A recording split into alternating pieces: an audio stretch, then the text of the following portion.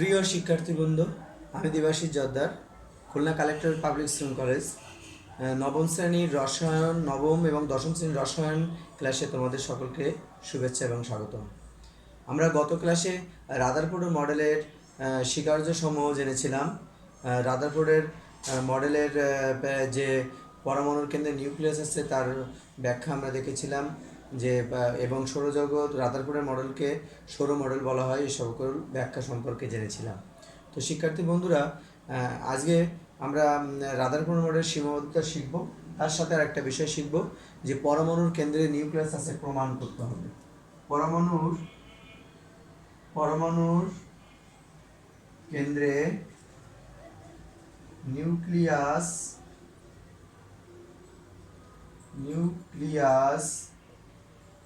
আছে প্রমাণ করো।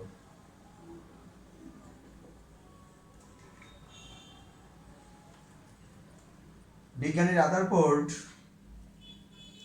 রাদারফোর্ড তার পরমাণুর মডেলে যে ভারী ধনাত্মক বস্তু বিদ্যমান কথা বলেছিলেন, তার নাম হলো নিউক্লিয়াস দিয়েছিলেন। তিনি 1911 সালে আলফা কণা বিচ্ছুরণ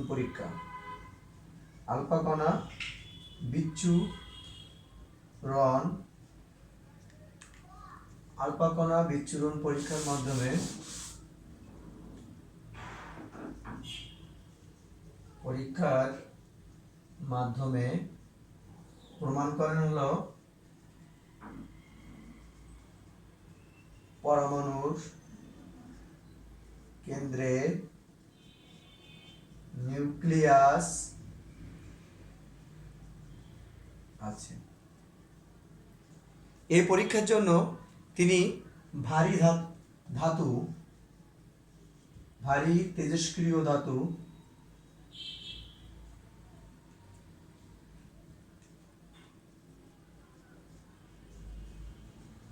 রেডিয়াম, এখান থেকে তিনি আলফা কণা বিচ্ছুরণ করেন। এই আলফা কণার সংকেত হলো হিলিয়াম 2+, 4/2। এই আলফা কণার সংকেত হলো হিলিয়াম 2+, 4/2। তিনি এই পরীক্ষা করার জন্য একটি সোনার পাত ব্যবহার করেন।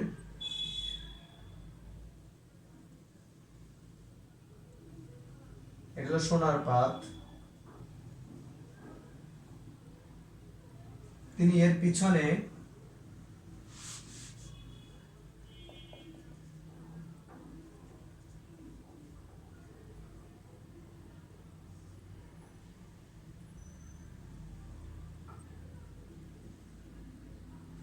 ZnS জিঙ্ক সালফাইডের পর্দা রাখেন। এই জিঙ্ক সালফাইড সাধারণত সাপের বিশেষ সংকেত, সাপের বিশেষ সংকেতও বলা হয়ে থাকে। আচ্ছা, জিঙ্ক সালফাইডের পর্দা রাখেন। এই পর্দার কাজ হলো এখানে আলো ঝলকের একটা প্রতিপ্রভা সৃষ্টি হয়, সেটা প্রতিফলিত হয়ে বোঝা যায় যে এখানে কোনো কিছু এসে পড়লো, আলো ঝলক এসে পড়লো, এই পর্দার উপর থেকে সহজে বোঝা যায়।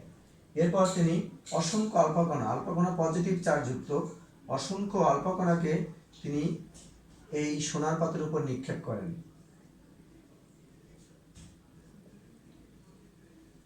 এই আলফা কণা, দেখা যায় যে আলফা কণা এই সোনার পাতের মধ্য দিয়ে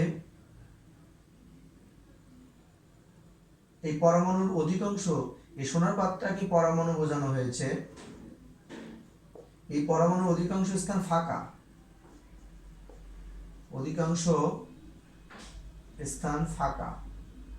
যার কারণে এই আলফা কণা সহজে চলাচল করতে পারে। অর্থাৎ আলফা কণা যখন নিক্ষেপ করা হলো তখন সরাসরি যেরকম যে জিঙ্ক সালফাইড পর্দার উপর পড়লো, এরকম সরাসরি পড়লো, কোনটা এরকম গা ঘেঁষে যে এরকম পড়লো, কোনটা এরকম পড়লো, কোনটা এরকম বেশি বেঁকে গেল, কোনটা কোনাকুনি চলে গেল। আবার দেখা যায় যে 20,000-এর মধ্যে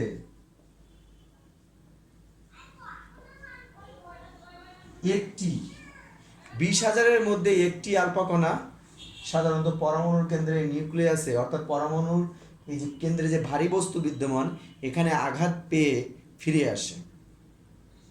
অর্থাৎ তিনি এ থেকে কি বোঝালেন যে পরমাণুর কেন্দ্রে নিশ্চয়ই এমন একটা বস্তু বিদ্যমান যেটার ভর আলফা কণার থেকে অনেক বেশি এবং আলফা কণার থেকে অনেক শক্তিশালী। যেটা আলফা কণাকে, যে তোমাকে দেখা যায় তোমার সোজাসুজি কেউ যদি একটা ঢিল ছোড়ে, তোমার আস্তে পাশতে ঢিলগুলো বেরোয় চলে যাবে। যদি তোমার কানের পাশ থেকে গেল, এ পাশ থেকে গেল, এ পাশ থেকে গেল, কিন্তু তোমার সোজাসুজি যদি মাথায় যে ঢিলটা লাগে তাহলে এই ঢিলটা হয় কী হবে, লেগে তুমি পড়ে যাবে, অথবা ঢিলটা তোমার গায়ে আঘাত লেগে নিচে ঢিলটা পড়ে যাবে। কেন? কারণ তুমি ওখানে বাধাগ্রস্ত করছো। তাহলে নিশ্চয়ই আলফা কণা যাওয়ার সময় দেখা যাচ্ছে কোনোটা বেঁকে যাচ্ছে, ওদিক বেঁকে যাচ্ছে, কোনোটা হালকা বেঁকে যাচ্ছে, কোনোটা সোজাসুজি যাচ্ছে। কারণ কি? ওদিক বেঁকে যাওয়ার কারণ কি? নিশ্চয়ই এখানে একটা বস্তু আছে যেটা পরমাণু আলফা কণাকে বাধা দিচ্ছে, যার কারণে সেটা বেঁকে যাচ্ছে।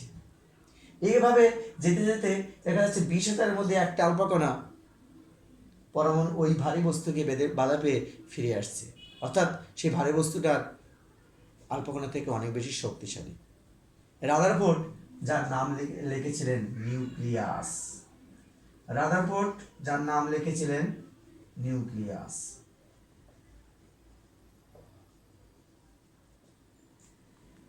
তখন থেকে পৃথিবীতে নিউক্লিয়াসের অস্তিত্ব পাওয়া যায়। তো শিক্ষার্থী বন্ধুরা, নিউক্লিয়াসের অস্তিত্ব কে প্রদান করেন? রাদারফোর্ড। কোথায় আছে? পরমাণুর কেন্দ্রে বিদ্যমান। প্রত্যেকটা পরমাণুর কেন্দ্রে নিউক্লিয়াস বিদ্যমান। এটা আমাদের বলেছিলাম যে আমি প্রশ্ন বলেছিলাম পরমাণুর কেন্দ্রে নিউক্লিয়াস আছে প্রমাণ করো। যখন তোমাদের পরীক্ষা আসবে তোমরা এভাবে ব্যাখ্যা করবে সুন্দর করে। আশা রাখা যায় এভাবে লিখলে তোমরা পরীক্ষায় পূর্ণাঙ্গ মার্ক পাবে। তো শিক্ষার্থী বন্ধু, আমি বিষয়টা আরেকটু বলি। 1911 সালে আলফা কণা বিচ্ছুরণ পরীক্ষার মাধ্যমে রাদারফোর্ড প্রমাণ করেন যে পরমাণুর কেন্দ্রে নিউক্লিয়াস আছে। তিনি ভারী ধাতু রেডিয়াম থেকে আলফা কণা বিচ্ছুরণ করেন, যার আলফা কণার সংকেত হলো হিলিয়াম 2+4/2। এখানে তিনি কি করেন? এই আলফা কণা পজিটিভ চার্জযুক্ত একটি সোনার পাত ব্যবহার করেন। সোনার পাতের অধিকাংশ স্থান ফাঁকা আর নিচে জিঙ্ক সালফাইড পর্দা রাখেন, যেখানে এই আলফা কণাগুলো নিক্ষেপ করলে সোনার পাত ভেদ করে যে জিঙ্ক সালফাইড পর্দার উপর প্রতিপ্রবাহ সৃষ্টি হয়। এখানে কি সৃষ্টি হয়? প্রতিপ্রবাহ সৃষ্টি হয়।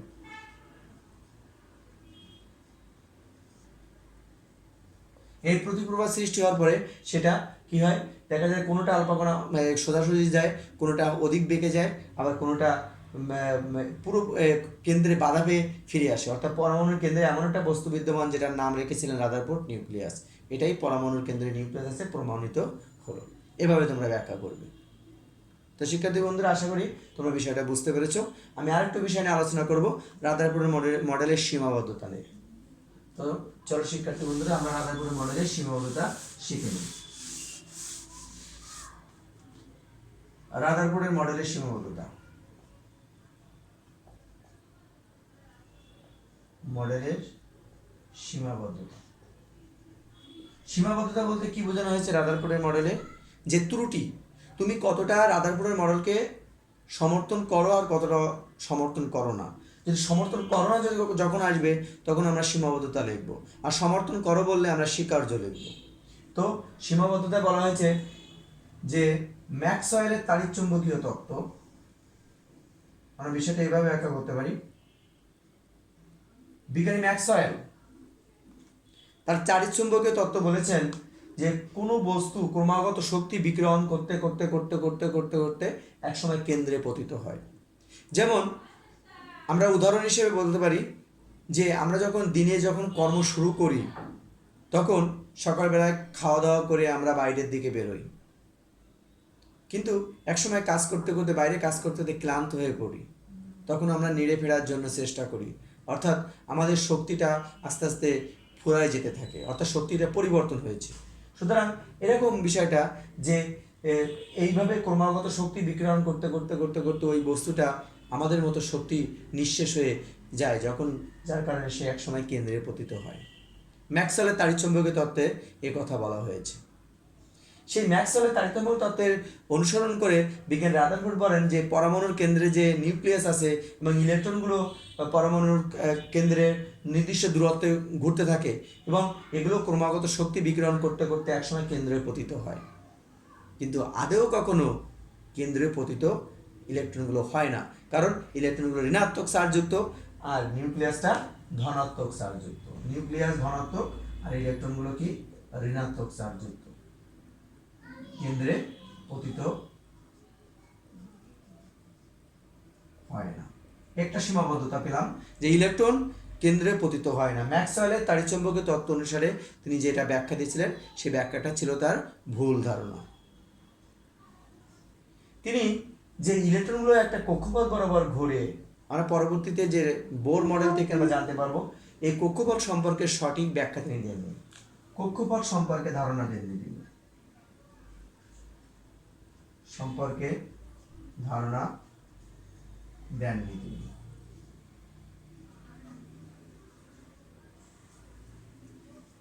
তার মডেলকে বলা হয়েছে সৌর মডেল।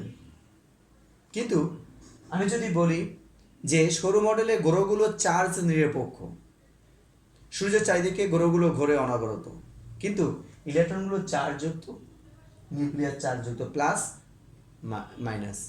সুতরাং এই মডেলকে সৌর মডেল আমি না বলতেও বলতে পারি, যে কারণ গ্রহগুলো চার্জ নিরপেক্ষ কিন্তু এগুলো চার্জ যুক্ত, সুতরাং এটাকে সৌর মডেলের সাথে তুলনা করা সঠিক হয়নি। তিনি দেখা যায় যে পরমাণু যখন ইলেকট্রন বিকিরিত করে তখন বিভিন্ন রকম বর্ণালী সৃষ্টি হয়। এই বর্ণালী সম্পর্কে সঠিক ধারণা দেননি, বর্ণালী সম্পর্কে সঠিক ধারণা তিনি দেননি।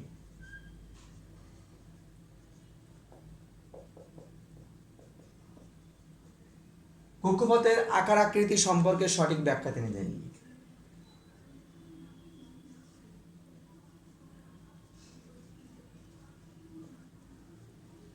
আকার আকৃতি সম্পর্কে সঠিক ব্যাখ্যা তিনি দেননি। সুতরাং তার মডেলে বেশ ত্রুটি থেকে যায়। এই ত্রুটি দূর করার জন্য পরবর্তীতে নিলস বোর করেন, সেটা আমরা পরবর্তী ক্লাসে শিখব শিক্ষার্থী বন্ধুরা।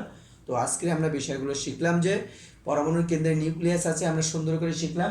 আরেকটা বিষয় শিখলাম রাদারফোর্ডের পরমাণু মডেলের সীমাবদ্ধতা। ম্যাক্সওয়েলের তাড়িৎচুম্বকীয় তত্ত্বকে তিনি টেনে এনেছিলেন, কিন্তু সেটা গ্রহণযোগ্যতা ছিল না।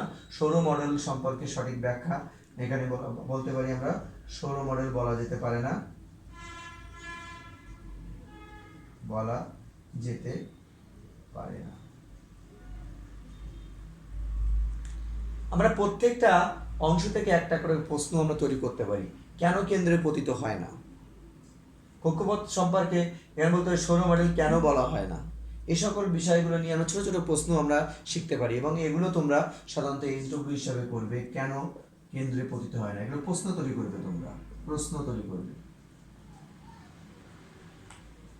প্রত্যেকটা বিষয়কে তোমাকে নিজের মধ্যে প্রশ্ন তৈরি করে সেটাকে ছোটো ছোটো প্রশ্ন করে শর্ট নোট করে তোমরা তৈরি করবে, এবং সেটাকে আমাকে ইনবক্সে অবশ্যই জানাবে। তো শিক্ষার্থী বন্ধুরা, আজকের ক্লাসে এখানেই সমাপ্ত। আগামী ক্লাসে সবাইকে আমন্ত্রণ জানিয়ে ধন্যবাদ।